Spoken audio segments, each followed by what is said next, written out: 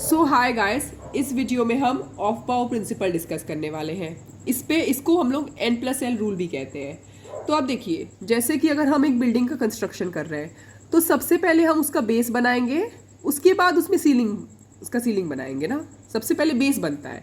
उसी तरह से जब हम लोग इलेक्ट्रॉन को मतलब इलेक्ट्रॉनिक कन्फिग्रेशन लिखते हैं या ऑर्बिटल्स में इलेक्ट्रॉन फिल करते हैं तो इंक्रीजिंग एनर्जी के ऑर्डर में फिल करते हैं। मतलब पहले जिसका एनर्जी लो है उसको फिल करो, उसके बाद धीरे धीरे फिर हायर पे पहुंचो। तो ये बताता है एनर्जी ऑफ ऑर्बिटल्स या सबशेल। ओके, आपको बता दें कि शेल के अंदर सबशेल होता है और सबशेल में ऑर्बिटल होता है। Okay, so electrons first occupy lower energy orbital.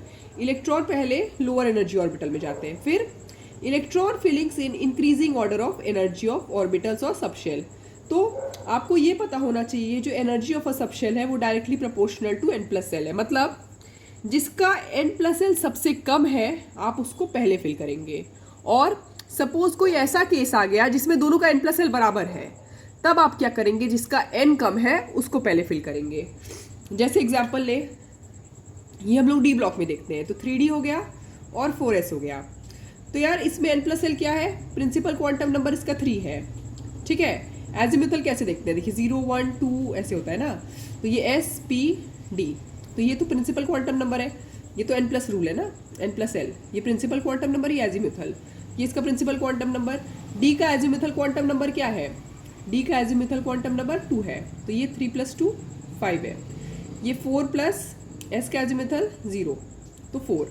तो पहले 4s भरेगा उसके बाद 3D भरेगा। ऐसे ही तो होता है हमारे डी ब्लॉक में। डी ब्लॉक में स्कैंडियम होता है ना, इसका एटॉमिक नंबर 21 होता है। आर्गन तक भरा, आर्गन भरने के बाद पहले 4s2 भरता है। आर्गन में कितना इलेक्ट्रॉन होता है, 18 19 20, एक इलेक्ट्रॉन भरा बचा, वो फिर 3D1 में भरता है। ठीक है, तो ये पूरा N+L रूल के हिसाब से होता है। एक और एग्जाम्पल जैसे आप देख सकते हैं, देखिए 2p का N+L क्या है, 2 + p का 1 होता है 3, 3s का 3 + 1, दोनों बराबर है। तो इसमें कोई दिक्कत नहीं है, अगर दोनों बराबर है तो जिसका N कम है उसको पहले भरेंगे। तो हम 2p को पहले भरेंगे।